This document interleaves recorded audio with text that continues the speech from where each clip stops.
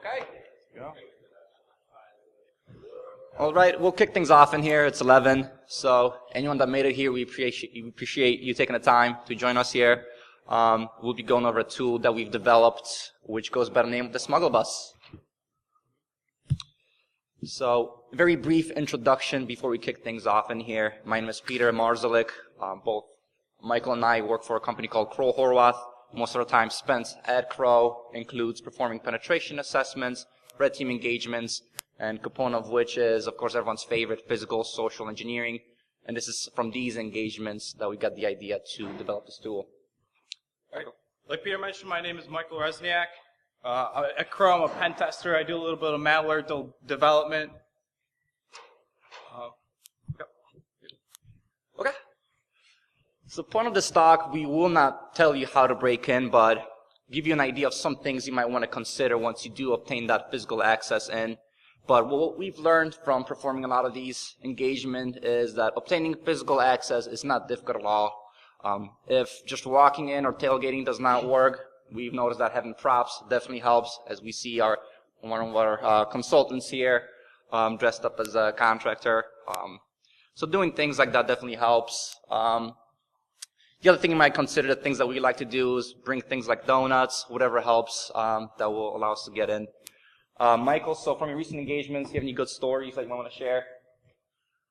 Yeah, so recently I performed a physical security awareness test at a really small community bank. And one of their branches, essentially what we did was we pretend we're IT, we sent out a pretext email, and we get to the branch, IT manager lets us in, and essentially the networking closet was right in the middle of the room. Like, there's nowhere else to put it. So she sits us down there, and we're next to this individual that was sitting next to us. Unfortunately, yeah, she was right next to, like, the server closet. So we start chit-chatting with her as, we plug in, we start hacking, we start chit-chatting with her. And this was a couple of years ago, but at this point, like, the show Mr. Robot just came out. And apparently she just must have been binge-watching. She's like, oh, have you guys heard of the show Mr. Robot? It's so cool. You guys in our IT, you're going to love it. And we're like, no, like, what is it about?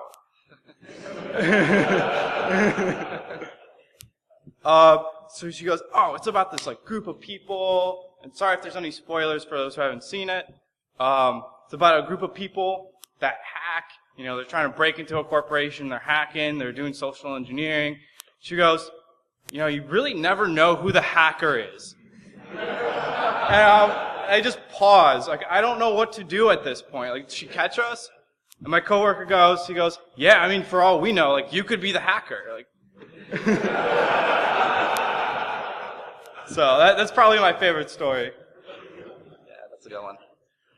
For me, recently, as far as getting that physical access, has to be RFID cloning. It has made it so much easier. So historically, we used to use the Proxmark, which is a little device with a little antenna. We used to just put it in our hand and run the cable through our sleeve and hide in our pockets.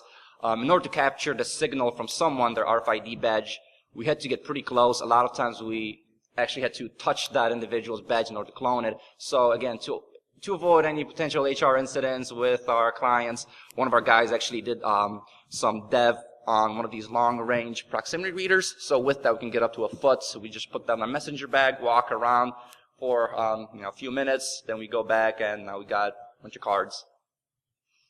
And the guy here in this picture, too, for obvious reasons, he chose to become anonymous. So for any clients, future assessments. Okay. So now you're in. Now what? When I obtain that physical access, the first thing I'm thinking about is I need to obtain access to the internal organization remotely. So typically what that means is deploying a device, something like a palm plug style device that will call home and give us that remote internal network access. With those, there's some things you might also want to consider. A lot of clients might disable unused network ports, so again, that might be an issue for you. We can definitely do things like transparent bridge to do the 802.1x NAC bypass, but with that you will require to have a workstation in a room or a different system in a room that you can put in your deployable. You may also consider putting your deployable and do the 802.1x bridge on a VoIP phone, but at that time there's PoE devices that might not work for you. You might have to do some PoE injection. The other common thing to do here that we also do is look for unlocked workstations, keyboard emulators, in particular the duckies have been really popular, so we definitely use those as well. The last one will be, again, the focus of this presentation here is taking advantage of unencrypted system hard drives. So again, historically, what we would do is we would use bootable Callies and copy the local administrator hashes, because as a lot of pen testers will know, especially not as mature organizations and newer clients, they will reuse that local administrator throughout the environment. So for us as attackers, if we have that local admin account, we can start reusing it and get access to additional systems within the network. If all else fails, you can be like our friend John here and just walk out with a desktop from client organization. That kind of reminds me too of one instance where before we developed this tool, we had to plant a backdoor onto a system on our client network. So the issue that we ran into is we had a very small window of opportunity to do that. So pretty much what we had to do is do social in the morning to break in, steal the desktop, implement the malware, and then come back in the afternoon, do social all over, and then put the desktop back in. So steal it and then return it. So that wasn't too fun, but yeah. All right, so like our traditional approach was to, our goal is to prove impact to the client. Like we were able to social our way in. How are we going to prove that we actually did something? And our traditional approach was to use a live USB Kali distribution, and that we found that to be incredibly slow. We needed a quicker way to get in, get out. The more time you spend in a location, the higher chance you're going to get caught. People just start asking questions like who you are, and at that point, it's safer just to get out as fast as possible. With the live distribution, there's not a good way to set up encryption or essentially, it's just really darn slow. So we came up with SmuggleBus version 1, and what we did was we started looking at Linux distributions that are incredibly tiny. So, right, we want speed, we want to go as fast as possible. So we came across TinyCore. What TinyCore is, it's incredibly modular. You can load in any packages that you want to load in. So if you, like for example, if we don't load in any networking, we don't want to trip any network access controls, we don't want to kill that port. So on there, we built a hash grab script, which will find and mount any OS partition, grab those SAM system security files, encrypt them, and then dump them onto the flash drive. And I'll get into that in a second. And then once that's all done, the system's rebooted, powered off, so you're out in less than 59 seconds. To dive a little deep into the encryption part, essentially what we use is an RSA public-private key pair. And the public key is stored on the SmuggleBus home directory. Essentially, how it works is when it boots up, it will generate a random symmetric key. The reason why we use a symmetric key is it's a lot quicker to encrypt that data, those SAM system security files that contain the hashes. And then from there, we'll actually encrypt the key with that symmetric, or that asymmetric key, that public-private key pair that we generated earlier, to encrypt the key itself, and then it's all dumped onto the flash drive. So we got the SAM encrypted, the system security, and our symmetric key. To decrypt, it's the same situation, but in reverse. You would just decrypt the symmetric key with your private key, and then you could decrypt the rest of the SAM system security hives. Cool. Now we got a little demo to just show you how that works. Yeah, we decided to do a live demo. We like the risk, so hopefully everything will go well. Yeah, we'll see how the demo gods favor us today, but... Oh wait, I still need that.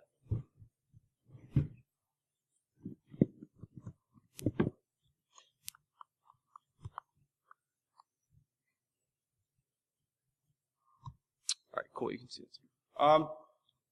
So essentially, I'm not going to go through how to put TinyCore onto a USB flash drive. It's kind of self-explanatory. There's a lot of documentation out. So I have one pre-built.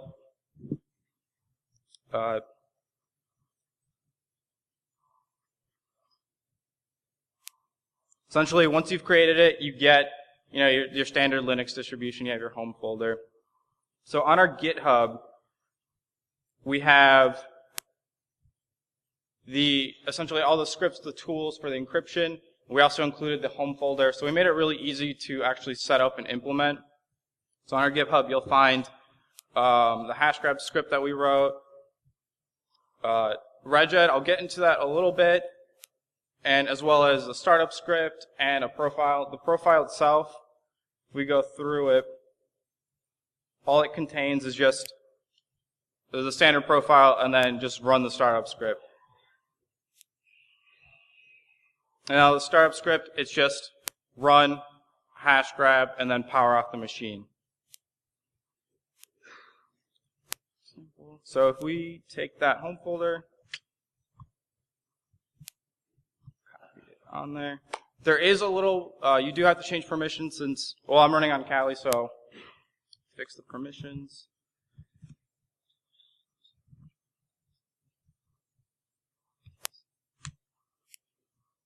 All right, awesome. Now, that's it. We're all ready to rock and roll.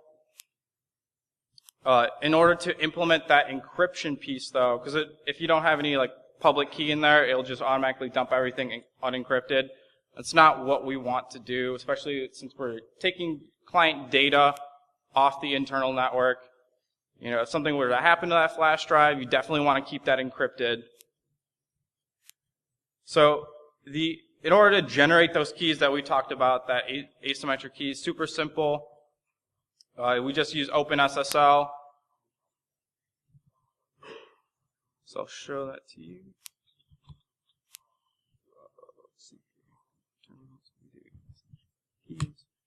Boom, done, got a key.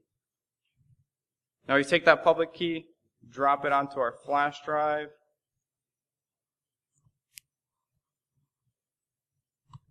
Awesome. Oh. Yeah.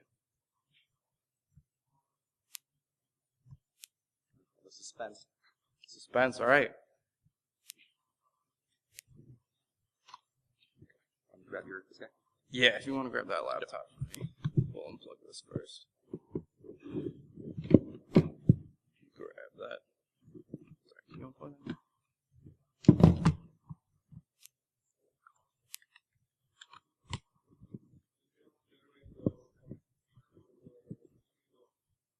So we generate the public private key pair, and then that gets generated at random. Repeat the question, please. I was just wondering about the 256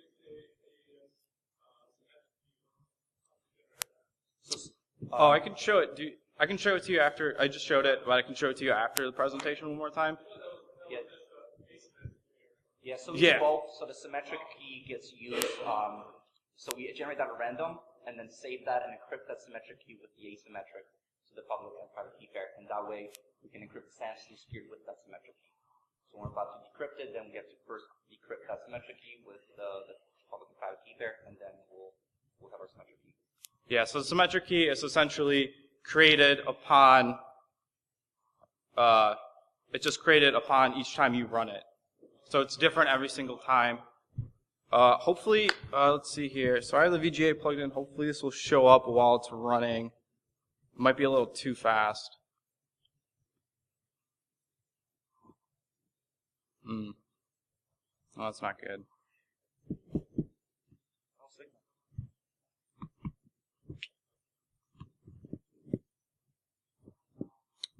All right, so unfortunately it looks like the VGA it's not switching over to the second monitor. We do have a video that we can show you of it running.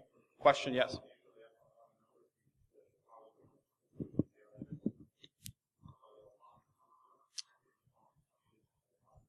Let me try that. The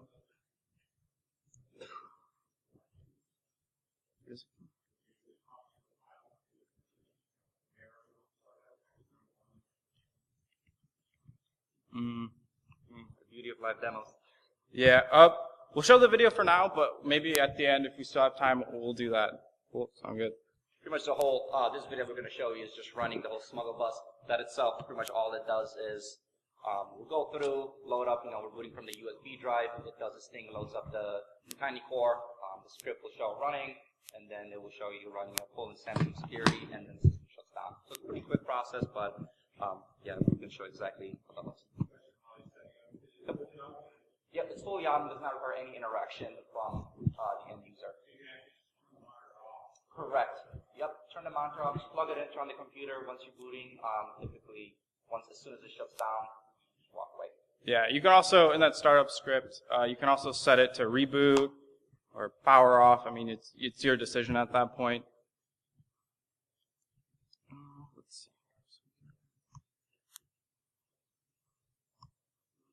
So I want to show the decryption. So let's say we got the hashes now. They're safe on your home drive. That's true, yeah. So we'll go through the video on how it runs. So hopefully this will work at the end. We can get the demo working. But essentially, like here it is running, right? We'd select to boot from the USB flash drive.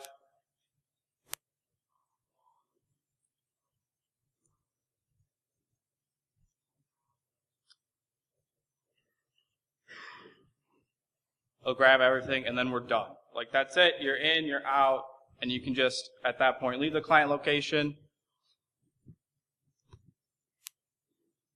Oop.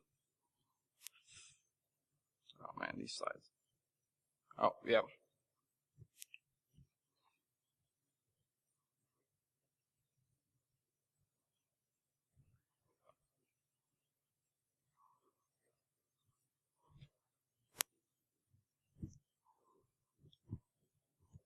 So for the decryption portion, it's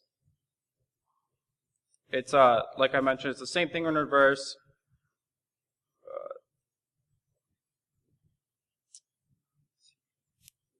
The script that we have, it'll just take the private key that you generated earlier, the encrypted 3 files. And then it will unencrypt everything. We also have it linked to secrets dump, so if you want to dump all those hashes right away, you can do that.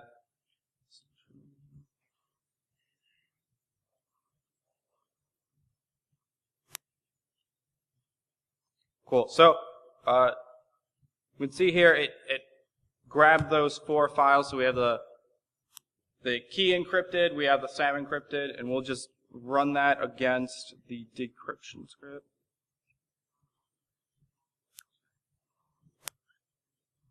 Cool. Just drag this over here.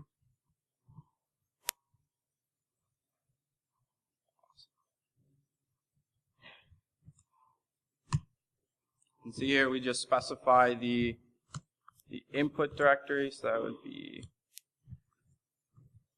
I think it's yep. And then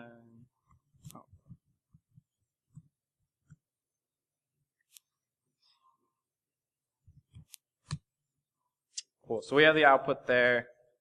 Then if we add the -X, we get all the secrets from the machine. We get any local users and any saved credentials from SAM system security.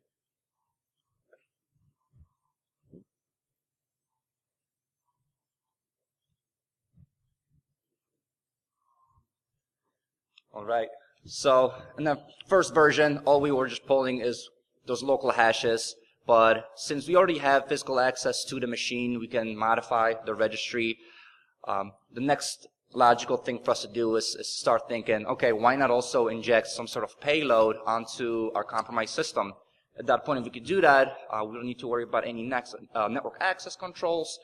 And then we can have that system phone home to our servers, and we can get that system level shell without having to deploy any rogue hardware onto our target system. So version 2 of the Smuggleable is pretty much looking at what kind of techniques we could use in order to get a system shell that executes on boot without any user interaction. So we did have a few requirements trying to think about what's the best approach for this. The first one is we want to have as little impact as possible onto our target system. The main one is cleanup is very important to us. We don't want to put our clients' systems at risk. We want to break anything. And at the same time, we don't want to leave any IOCs onto our target systems. Again, as I mentioned too, the big one is running in system context. because oftentimes we target systems like kiosks, we target systems like conference room PCs that are not used that often, and no one rarely ever logs into those, meaning if we just try to run in user context, then we'll just wait forever and then our payload will never execute. So with our X, the three class of delivery mechanisms we looked at is the traditional registry start keys, we looked at scheduled tasks, and also we looked at the services. Okay. So for registry start keys, this is pretty well-known technique here. So looking at the order of boots, how the registry works, the main two that we would really want to look at and spend time investigating would be the first two, run services once and run services, because those two execute prior to login. With our testing that we've done and looking at the Microsoft's documentation, it looks like this is something that was taken out of Windows 7. So it might have worked on Windows XP, but not on Windows 7, so it's no good for us. So we moved on to different techniques. So the main technique that we're going to focus on is scheduled tasks. Essentially, when you create a new scheduled task, Windows will drop 3 different registry keys into the registry, and it drops a job file into System32 tasks.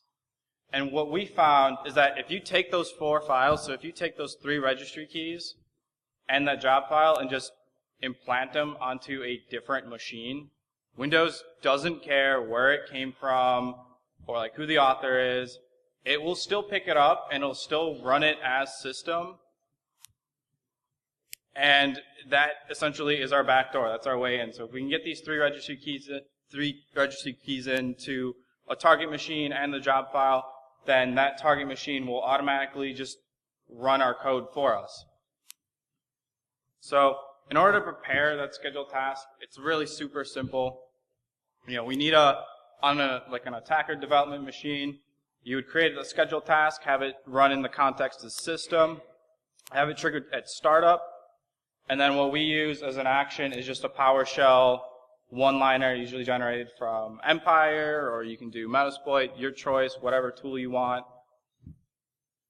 And then the second task, like Peter mentioned, we don't want to leave any glaring indicators of compromise onto any of our clients' networks.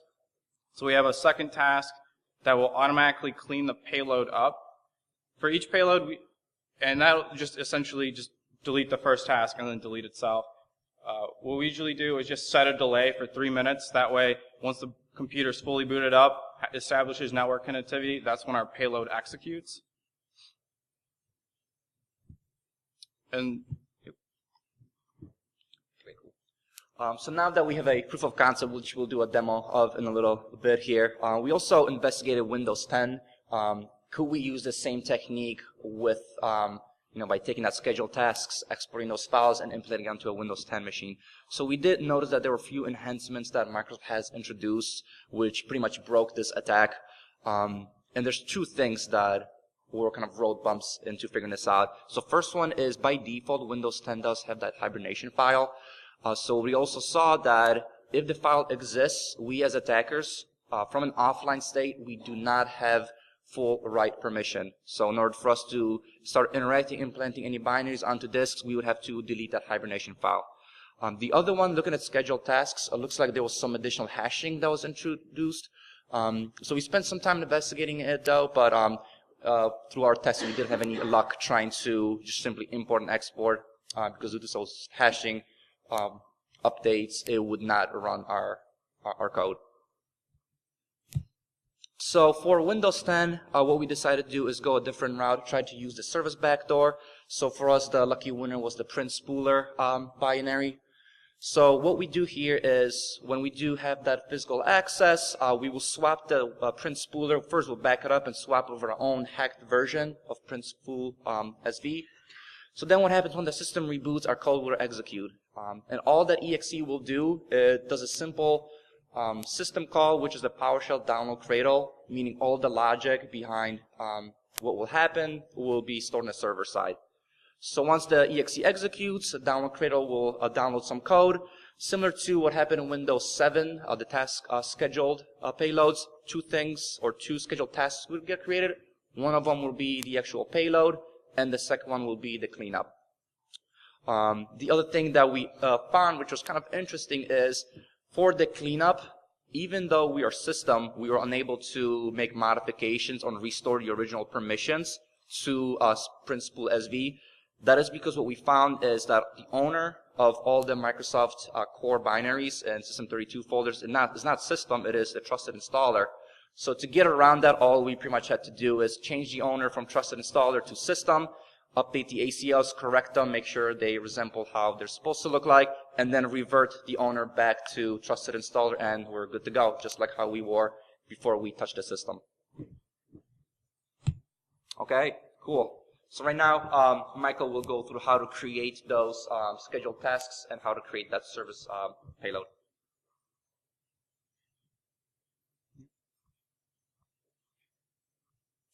All right, so this is going to be towards we'll first start off with the scheduled task, and then we'll dive a little bit deep into the registry. But if you create a new scheduled task, right, so we name it live demo. So we set the permissions to have it execute a system. We can set a delay so it runs at startup, and this is exactly what we want. And then for the action, we'd put your payload in the action, so that would be either your PowerShell one-liner generated from like Empire, Metasploit, whatever your preference is. Do calc for now.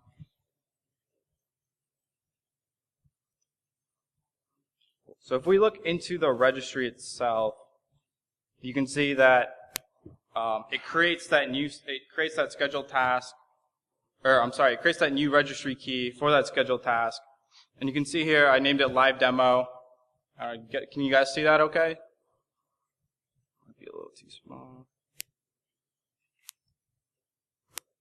And you can see there that there's an ID field. So that ID actually links to 2 different registry keys that we need to export as well.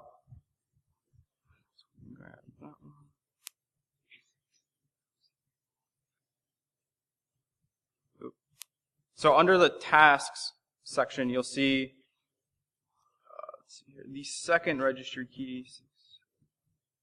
So here's the second one that we need to export. It's called same thing, live demo. And then for it to actually run at startup, we need to grab the same registry key from boot. So you can see that we have 6FCA here as well. So once those are exported, you can pop them onto the the home directory inside SmuggleBus, and it'll run. I did create a quick script to automate all this entire process because it is a very manual process. So for the script, it'll essentially export those registry keys and that one job file that was created from the scheduled tasks. And that job file is located under System32 and tasks. So you can see here that it's just literally the XML version of the scheduled task.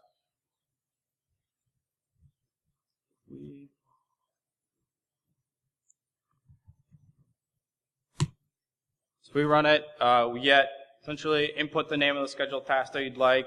By default, it's just Windows Update for I guess, stealthiness. And then we use Microsoft for the author. And then for the payload, it's just a PowerShell one-liner. Grab that. And then it drops everything into a shell files folder. So now we can take these files and place them onto our hash grabber. Or sorry, not hash grabber, SmuggleBus. That was the old name, and then it kind of got like switched around. Cool. So I have a couple of them generated. So I can show that. I have a couple pre-made ones here for the demo. We drop into here. All we do is just drop them into the Windows 7 directory. since that's going to be our Windows 7 payload. For Windows 10, it's a little different since it's going to be using the print spooler backdoor. So like Peter mentioned, it's just a system call out to our web cradle, our web handler. You can also drop your payload into here as well if you'd like.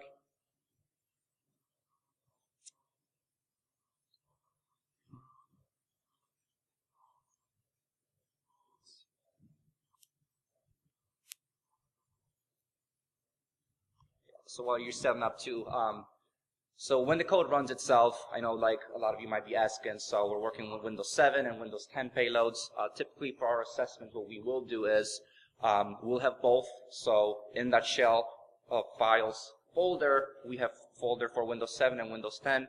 And when the code runs, it will detect the operating system version. So if it's, again, if it's Windows 10, it will implement that binary. And if it's Windows 7, it's going to just jam those scheduled task files in there. Cool.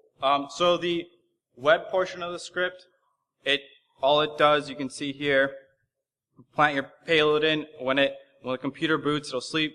The beginning script will sleep for 80 seconds till it executes your payload.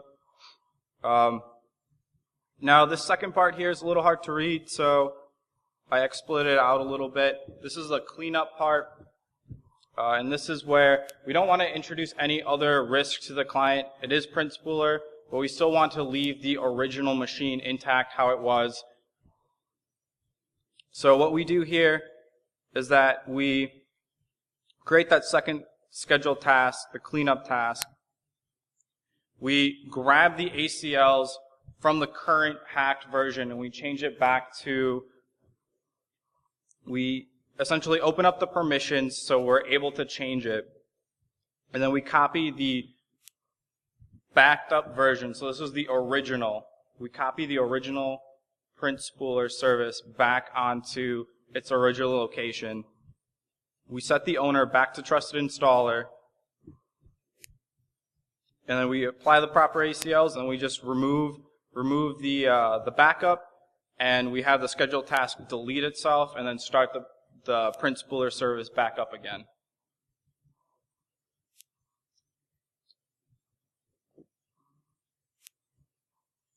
Then I'll go through a demo at the end just because we can maybe figure out the screen issue here.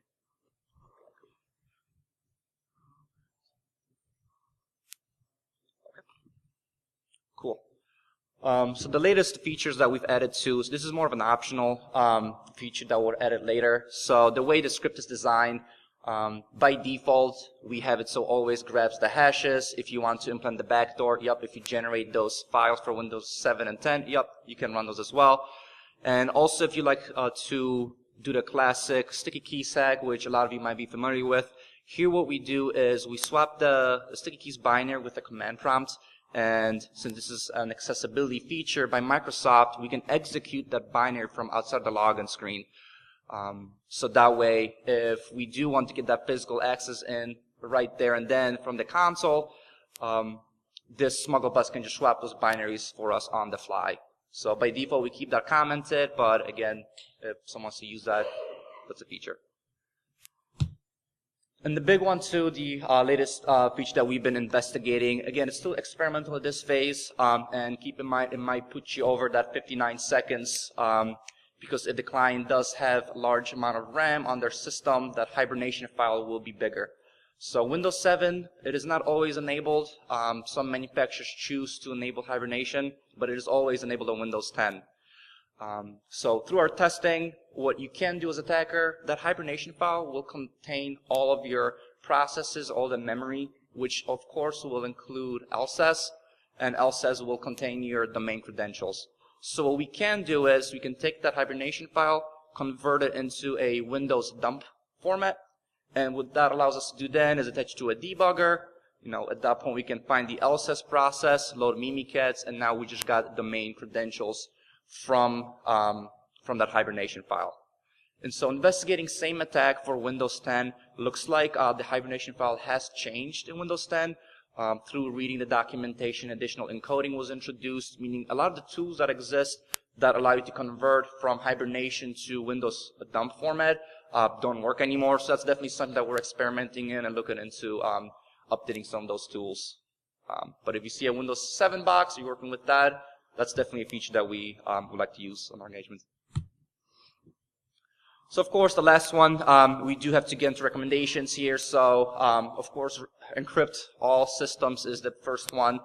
I know for us, most of our systems within our organizations are laptops, and they're all full disk encrypted. So with BitLocker, with some of those enhancements, it is not as difficult as it used to be to introduce full disk encryption. So that'll be the first one. Also looking into advanced threat protection. So application whitelisting, device gone partial, V5, all those three things could have blocked our payload once it was dropped onto a disk. While let's say the full disk wasn't, hardened, wasn't in there, those three could have blocked our binary from executing, giving us that remote shell.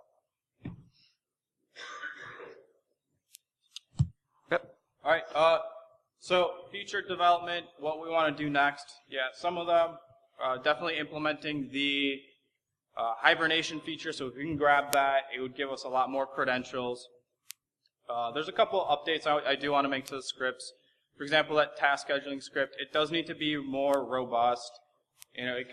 Right now it just has a template, and it gives you a schedule, like the registry keys and the job file for that scheduled task.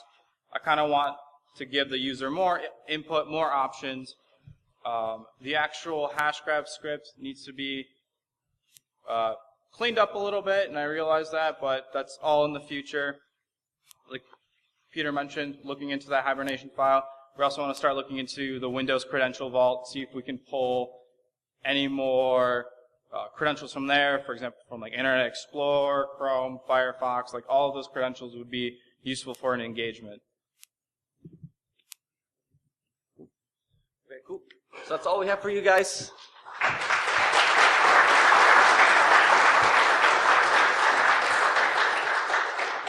So we did list our GitHub. We definitely do want to get feedback from community as far as different ways to execute that backdoor, different delivery mechanisms. That's all the things that we want to have in the future version. So if you guys are interested, like the concept, definitely reach out to us and we can chat. Okay, thank you. Try the demo one more time.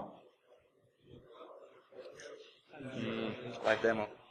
I know, like, want to go live. Yeah, thanks. Usually if you press one of the buttons down here. So it's actually like you don't this see it on old garbage. So it's actually this laptop. It would be this one.